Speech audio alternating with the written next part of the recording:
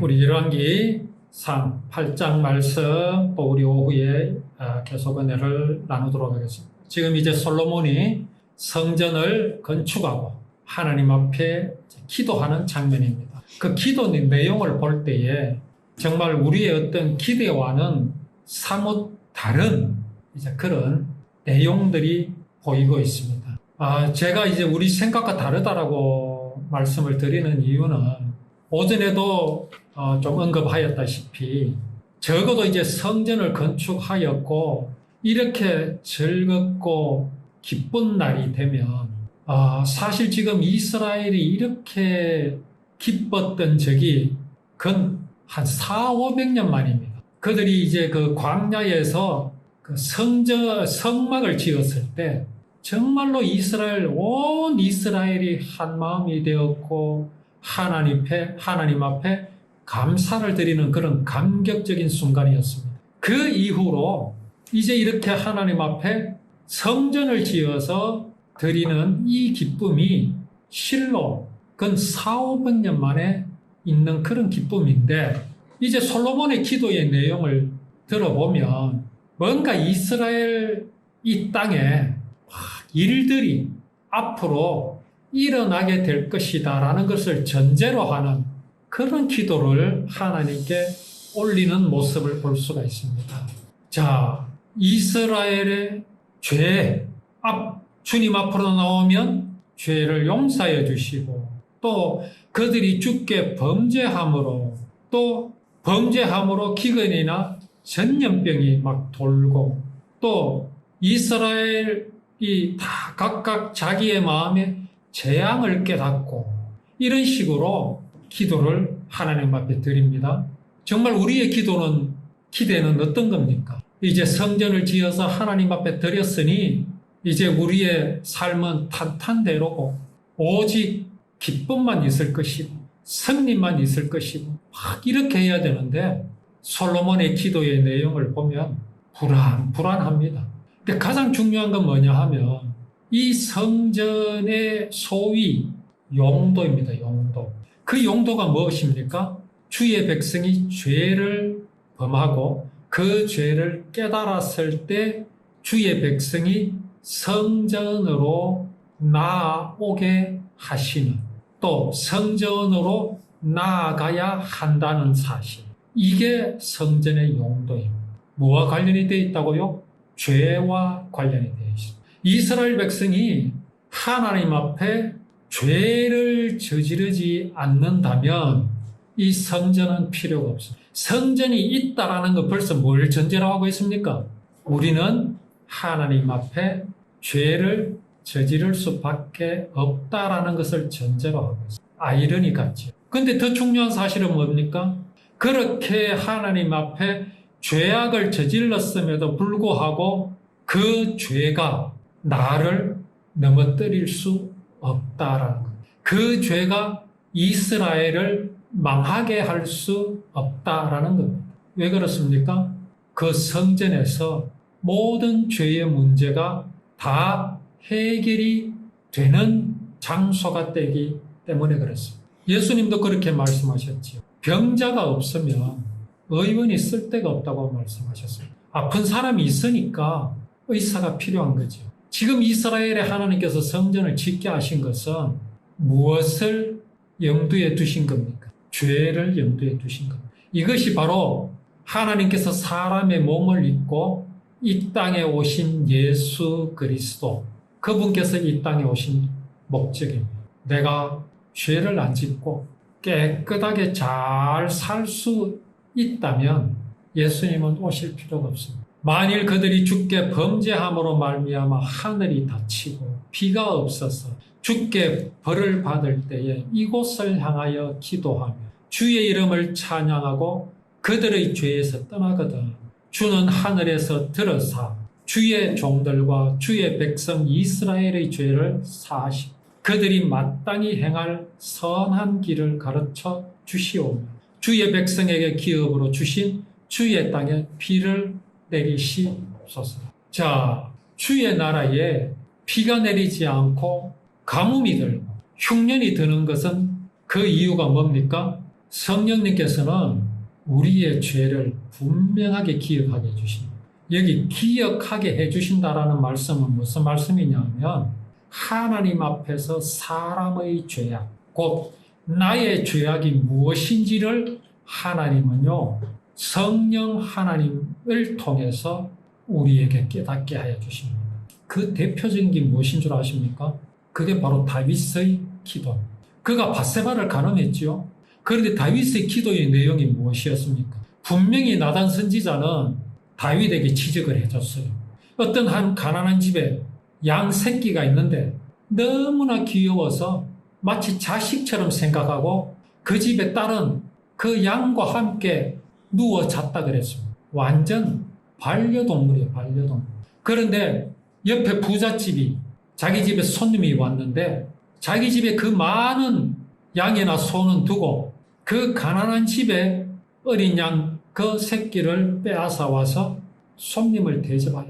이런 자를 어떻게 해야 됩니까? 다윗이 뭐라 그랬습니까? 그걸 그냥 두느냐? 당장 잡아오라 그랬죠. 그때 나단이 뭐라 그랬습니까? 네가 바로 그런 놈이다. 왕, 당신이 그런 사람이다. 자, 다윗이 하나님 앞에 용서를 구합니다. 근데 그 기도의 내용을 보면요. 내가 신하의 아내를 범했습니다. 내가 내 신하를 죽을 수밖에 없는, 죽을 줄 뻔히 아는 그런 험악한 전쟁터에 보내서 내가 죽게 하였나이다. 그 기도 내용은 단 한 줄도 없습니다. 다윗이 뻔뻔해서 그렇습니까? 아닙니다. 다윗은 무슨 기도를 드립니까? 내가 죄악 중에 출생하였습니다. 모친이 죄 중에 나를 잉태하였다. 뭡니까? 나는 그런 죄악을 저지르지 않았다 할지라도 하나님 앞에서 용서받을 수 없는 죄인입니다. 어느 게 철저한 회개입니까? 어느 것이 과연 자기가 진실로 죄인임을 고백하는 그런 기도입니다. 오늘날 교회에서 가르치는 회개는요, 내가 밧세바를 취하지 않았다면, 내가 신하를 죽이지 않았다면 나는 하나님 앞에 거룩한 자입니다 라고 가르치는 거예요. 성령 하나님은 우리의 죄를 깨닫게 하여 주십니다. 그들이 범죄함으로 말미암아, 이스라엘 백성이 범죄함으로 말미암아 하늘이 닫힙니다. 가뭄이 닥칩니다. 왜 그렇게 하십니까? 죄의 대가입니까? 형벌입니까? 아닙니다. 앞뒤 맥락을 살펴보면요, 하나님은 이러한 방법으로 이스라엘이 범죄하였음을 알게 하여 주십니다. 깨닫게 하여 주시기 위하여 하나님은 이스라엘을 치신다라는 말씀입니다. 그러할 때에 이스라엘 백성들은 하나님 앞에서 죄를 깨닫게 되죠. 그리고 어디로 나옵니까? 주의 성전으로 나의 죄를 대신하여 죽을 희생 제물을 끌고 나오게 됩니다. 이걸 믿음이라고 합니다.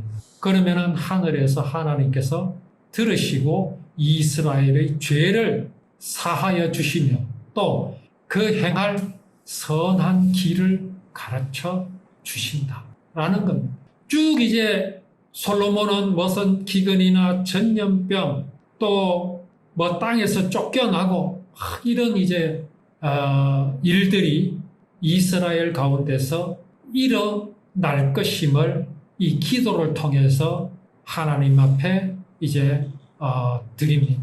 그 기도를 누가 다 듣습니까? 이스라엘 백성들이 다 듣지요. 자, 이스라엘 백성들이 솔로몬이 기도하기를 하나님, 이제 우리가 주님 앞에 이 아름다운 성전을 드렸으니 하나님께서 기뻐 받으시옵소서. 그리고 하나님께서 우리에게 복을 주시옵소서. 복을 주시되 전에도 없었고 후에도 없는 엄청난 복을 주셔서 우리를 만사 형통하게 하여 주시고 다시는 전쟁과 기근이 없게 하여 주옵소서 라고 기도하면 이스라엘 백성들이 얼마나 듣기 좋겠습니까? 그렇지 않겠습니까? 그런데 그 기도 내용들이 다 뭡니까? 범죄하거든. 범죄가 뭐라고요? 우리가 거짓말하거든. 우리가 간음을 하거든. 우리가 도둑질을 하거든. 우리가 서로 이웃을 미워하거든. 그런 이야기가 아닙니다. 여기 범죄는 뭡니까? 우리가 하나님을 떠나거든. 우리가 하나님의 사랑을 배반하거든. 그겁니다. 이스라엘 백성들은 솔로몬의 기도를 통해서 뭘 듣는 겁니까? 경고를 듣는 겁니다. 경고. 이 기쁜 날에 경고를 듣고 있습니다. 이 기도를 듣는 이스라엘 백성들의 생각이 어떻겠습니까? 여러 생각들이 있겠지. 아마 다수는 이렇게 생각할 겁니다. 이 기쁜 날, 이렇게 좋은데 과연 우리가 저 솔로몬이 저 기도하는 대로 우리가 과연 하나님을 배반할까?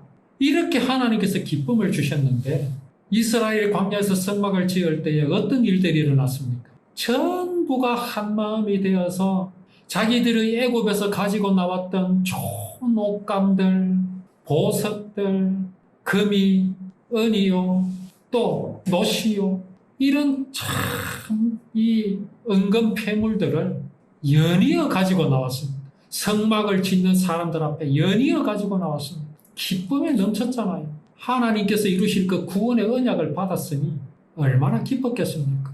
그런 사람들한테 모세가 막 합니다.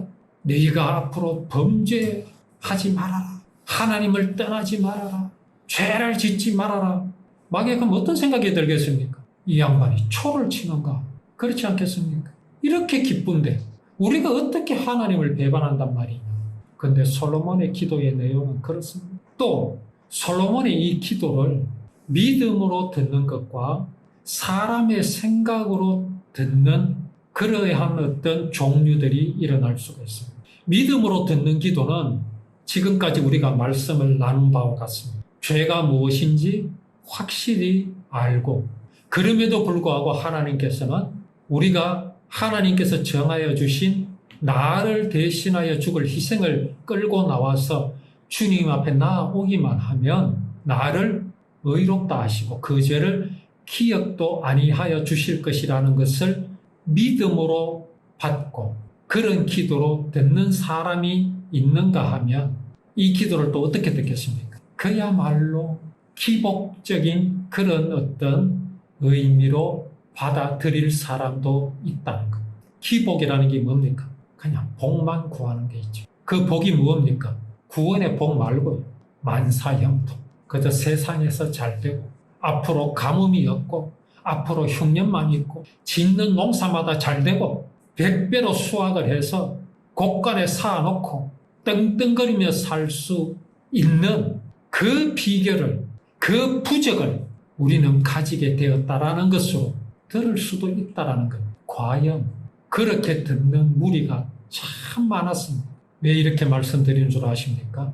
주의 성전이 그렇게 바뀌어져 버렸습니다. 성전에서요 돈을 바꾸고요. 왜 돈을 바꿉니까? 환전을 왜 합니까? 흩어져 있는 이스라엘 백성들, 아브라함의 후손들이 성전으로 올 것 아닙니까? 헌금을 할 거 아닙니까? 양이나 소를 사야 될 거 아닙니까? 그러면 어떻게 합니까? 환전한다고. 환전하면 그냥 돈 바꿔줍니까? 후전을 떼지요, 당연히. 우리가 해외 가가 환전하면 돈 다 줍니까? 몇 프로씩 다 떼잖아요. 돈 상한다고요. 소도 팔고 양도 팔고 비둘기도 팔고요. 완전 짱마당이 되어버렸어요. 왜 그렇습니까? 솔로몬의 기도를 어떻게 들어서 그렇습니까? 그냥 복이다. 죄는 그저 내가 착하게 살면은 선한 것이고 거짓말하고 도둑질하면 나쁜 것이다. 죄를 그렇게 하는 거죠. 그러니 성전은요. 성전의 기능을 상실해버려요. 성전이 뭔데요? 하나님께서 이루실 구원을 약속하신 표시잖아요. 그걸 잊어버린단 말이에요. 정말 우리는 오늘 솔로몬이 가진 이 믿음과 그 믿음으로 나타나고 있는 이 기도의 내용을 우리는 정말로 되새기고 되새겨서 솔로몬이 하나님께 드리고자 한 기도, 그 믿음을 우리가 분명히 알아서 정말 하나님을 기쁘시게 하고 성전을 허락하신 하나님의 그 뜻을 우리가 정확히 깨닫고 그 성전을 내 안에서 이루신 예수 그리스도를 기억하면서 감사하는 우리의 삶이 되기를 합니다.